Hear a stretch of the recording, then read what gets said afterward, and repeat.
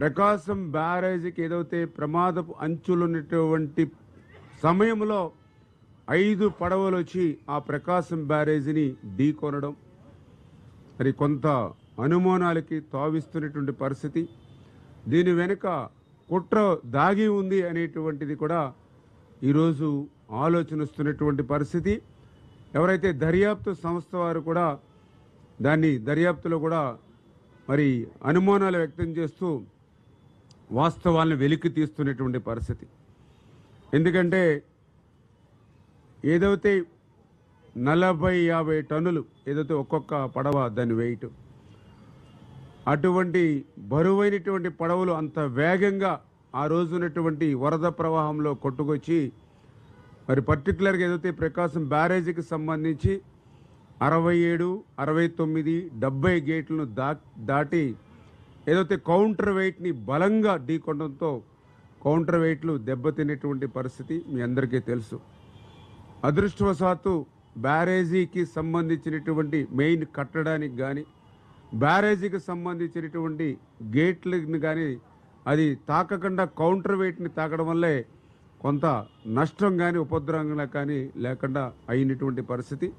నిజంగా గేట్లను కానీ లేదా కట్టడాన్ని కానీ తాకుంటే మరి నిజంగా మళ్ళీ ఎంత నష్టపోయే వాళ్ళం 5-6 జిల్లాలు అనేటువంటి విషయాన్ని కూడా ఈ ప్రభుత్వం గుర్తుపెట్టుకుని వెంటనే ఏదైతే ఆ యొక్క అంశాలు ఏవైతే ఉన్నాయో వాటిని వెలికి తీసే విధంగా దర్యాప్తు చేయమని చెప్పేసి కూడా ఎవరైతే పోలీస్ అధికారులు కూడా ఇరిగేషన్ శాఖ నుంచి కూడా మనం కంప్లైంట్ చేయడం, దాని మీద దర్యాప్తు కూడా వేగంగా జరుగుతున్న విషయాన్ని కూడా ఈ సందర్భంగా తెలియజేసుకుంటూ, ఎందుకు ఇటు రైతులు కానీ ఇటు రైతు సంఘాలకు కానీ ఎవరైతే ఉన్నారో వాళ్ళందరూ కూడా ఒకటే కంప్లైంట్ చేస్తూ ఉన్నారు.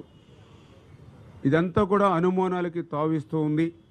ఎందుకంటే ఏదైతే ఇటు 40-50 టన్నుల బరువు కలిగినటువంటి ఏవైతే ఈ యొక్క బోట్స్ ఏవైతే ఉన్నాయో ఇవి జనరల్గా నది ఒడ్డున లంగర్ వేసుకుని మరి జాగ్రత్తలు పెట్టుకుంటూ ఉంటారు. ఎందుకంటే బోటు ఖరీదు కూడా దగ్గర 40-50 లక్షలు ఉంటుంది. మరి అంతటి విలువైనటువంటి బోట్లని మరి ఏదైతే ఒక ప్లాస్టిక్ తాడుకు మాత్రమే కట్టినట్టుగా ఇప్పుడు విచారణలో వాళ్ళు చెప్తూ ఉన్నారు. అది కూడా 3 పడవలను కలిపి ఒకే తాడుకి మరి ప్లాస్టిక్ తాడుకి కట్టి ఉంచినట్టుగా మరి వాళ్ళు అక్కడ ఉన్నటువంటి దర్యాప్తు వారి ద్వారా తెలుస్తూ ఉంది. అంటే అంతటి విలువైనటువంటి ఏదైతే బోట్స్ని సైతం లంగర్ పెట్టి జాగ్రత్త చేసుకోకుండా, ఏ పడవకి ఆ పడవ లంగర్ పెట్టి జాగ్రత్త చేసుకోకుండా 3 బోట్స్ను కలిపి మరొకే ప్లాస్టిక్ వైర్కి కట్టేటువంటి ఏదైతే ఉందో ఖచ్చితంగా ఇదేదైనా ఉద్దేశపూర్వకంగానే ఆ ఫ్లడ్కి వెళ్ళేటువంటి విధంగా ఏర్పాటు చేసినట్టుగా ఉందా అని చెప్పి ఈరోజు దర్యాప్తు కూడా చేస్తున్న విషయాన్ని కూడా ఈ సందర్భంగా తెలియజేసుకుంటూ అదే అనుమానాలు కూడా రేకెత్తిస్తుందని చెప్పి తెలియజేస్తూ, అదేవిధంగా ఏదైతే ఈ 3 పడవలు అంటే మొత్తం 5 పడవలు ఆ రోజు మరి యొక్క బ్యారేజీని తాకితే ఒక పడవ ఆల్రెడీ ఆ బ్యారేజ్ ఏదైతే గేట్ల మధ్యలోంచి కిందకి పోయింది. మిగిలిన 3 పడవలు ఇప్పుడు మనకి ఐడెంటిఫై చేసాం పైన వాటర్ పైన. 4వది ఒక పడవ మరి కిందకి వెళ్ళిందా లేకపోతే కింద వాటర్ లెవెల్లో ఉందనేది అది కూడా వెరిఫై చేస్తున్నటువంటి పరిస్థితి.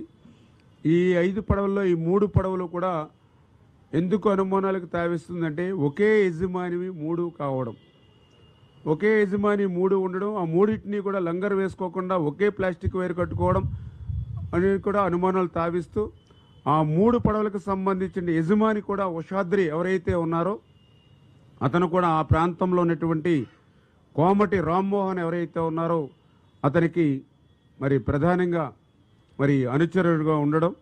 ఈ కోమటి రామ్మోహన్ ఎవరైతే ఉన్నారో మరి జగన్మోహన్ రెడ్డికి అత్యంత సన్నిహితుడు అయినటువంటి తలసేర రఘురాం మీ అందరికీ తెలుసు. ఆయనకి ఈయన రామ్మోహన్ బంధువు కావడం.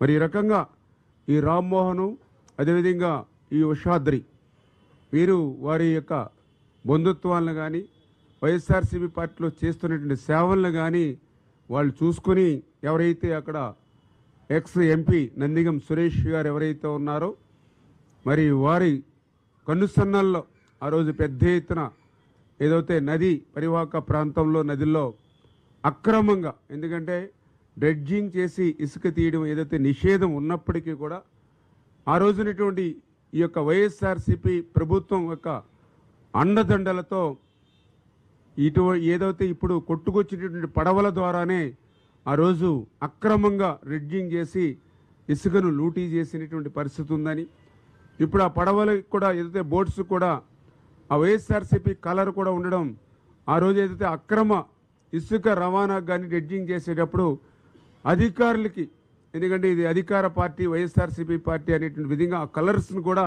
దానికి మ్యాచింగ్గా వేసుకున్నట్టుగా ఉన్నటువంటి పరిస్థితులు కానీ కూడా కనిపిస్తున్నటువంటి స్థితి.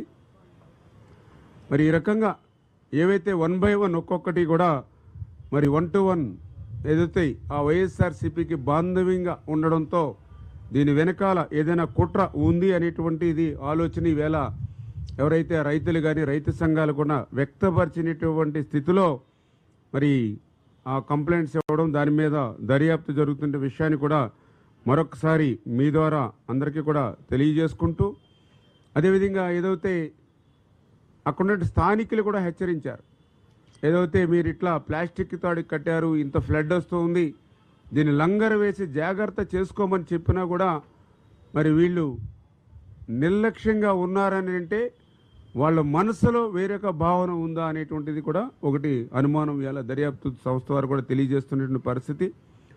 అదేవిధంగా ఏదైతే ఈ యొక్క 3 బోట్స్ ఏవైతే ఉన్నాయో అంతకుముందు అవి గుంటూరు జిల్లా ఉద్దరండపాలెం వైపు ఉండేవి. ఏదైతే ఈ యొక్క వరదకు ముందే అంటే కొన్ని రోజుల ముందు మాత్రమే ఏదైతే ఎన్టీఆర్ జిల్లా గొల్లపూడి వైపు తీసుకొచ్చి ఇక్కడ ప్లాస్టిక్ వైర్ కట్టారు. అంటే ఉద్దేశపూర్వకంగానే వీటిని వరద వేగానికి అనుకూలంగా తీసుకొచ్చి ఇక్కడ మరి ప్లాస్టిక్ తాడుతో పెట్టి ఉంచారా అంటే ఇవన్నీ కూడా 1 by 1 ఒక్కొక్కటి అంటే ఆ పడవలను వాళ్ళు ఉంచినటువంటి పరిస్థితిని కానీ తెచ్చినటువంటి పరిస్థితి కానీ వాళ్ళకు ఉన్నటువంటి వైఎస్ఆర్సీపీ పార్టీ కనెక్షన్స్ కానీ ఏవైతే ఉన్నాయో ఇవన్నీ చూస్తూ ఉంటే ఏదైతే ప్రకాశం బ్యారేజీకి కూడా హానికి తలపెట్టేటువంటి విధంగా కుట్ర పన్ని అంటే ఇప్పుడున్నటువంటి ప్రభుత్వానికి మరింత బడ్డెని పెంచి మరి చెడ్డ పేరు తెచ్చేటువంటి విధంగా వాళ్ళు ఆలోచన చేశారా అనేటువంటిది కూడా ఈవేళ మరి ఇవాళ అందరిలోని కూడా అనుమానాలు వ్యక్తం చేస్తున్నటువంటి పరిస్థితి. ఎందుకంటే ఆ చరిత్ర కూడా వైఎస్ఆర్సీపీ పార్టీకి ఎప్పుడు ఉంది. కుర్చీ కోసం, అధికారం కోసం ఎంతకైనా తెగించేటువంటి మనస్తత్వం జగన్మోహన్ రెడ్డి దగ్గర నుండి క్రింది స్థాయి వరకు కూడా ఉన్నటువంటి పరిస్థితి. ఎందుకంటే గతంలో కూడా చూసాం, ఏదైతే అమరావతి మీద ఆక్రోశంతో టోటల్నే తగలబెట్టినటువంటి చరిత్ర వాళ్ళది. రైతు కష్టపడి 6 కాలం పంట పండిస్తే అటువంటి పంటలు కూడా తగలబెట్టినటువంటి చరిత్ర వైఎస్ఆర్సీపీది. అధికారం కోసం సొంత బాబాయిలు కూడా గొడ్డలి పోటీకేసేటువంటి చరిత్ర ఉన్నటువంటి వాళ్ళు ఇటువంటి 100 సంవత్సరాలు రైతులకి సేవ చేసేటువంటి ప్రకాశం బ్యారేజీకి కూడా హాని తలపెట్టారనేటువంటి నమ్మకం అయితే ఈవేళ మాకు కాదు, ఈవేళ రైతు సంఘాల్లో కూడా వచ్చింది అని అంటే మరి ఈవేళ అందుకే ఈవేళ ప్రభుత్వం కూడా దీని మీద సీరియస్గా దృష్టి పెట్టింది. ఖచ్చితంగా దీని మీద ముమ్మరంగా దర్యాప్తు చేసి ఎవరైతే నిందితులు ఉన్నారో వాళ్ళందరి యొక్క మరి తప్పు చేస్తే కఠినంగా శిక్షించడమే కాకుండా భవిష్యత్తులో కూడా ఇటువంటి పునరావృతం కాకుండా ఏ రకమైనటువంటి చర్యలు తీసుకోవాలి ఇవన్నీ కూడా ఆలోచన చేస్తూ ఉన్నాం. ఏదైతే ఇప్పుడు కన్నయ్య నాయుడు గారు ఆయన కూడా తీసుకొచ్చి, ఎందుకంటే ఏదైతే ఆ కౌంటర్ వెయిట్స్ ఏవైతే డ్యామేజ్ అయ్యాయో మరి అది దగ్గర ఒక్కొక్క కౌంటర్ వెయిట్ కూడా 17 టన్నులు కౌంటర్ వెయిట్ అది. దాన్ని మళ్ళీ అది పూర్తిగా కాంక్రీట్ దింబలు గతంలో అయితే మరి అంత కాంక్రీట్ మళ్ళీ లేట్ అవుతుంది అనేటువంటి ఉద్దేశంతో ఐరన్తో మిక్స్ చేసుకుని బాక్స్ కింద ఐరన్ బాక్స్ వేసి అందులో కాంక్రీట్ వేసుకుని సేమ్ అదే 17 టన్స్కి మళ్ళీ ఇప్పుడు కౌంటర్ వెయిట్లు వేసుకుని మరి ఆల్రెడీ స్టార్ట్ అయ్యింది.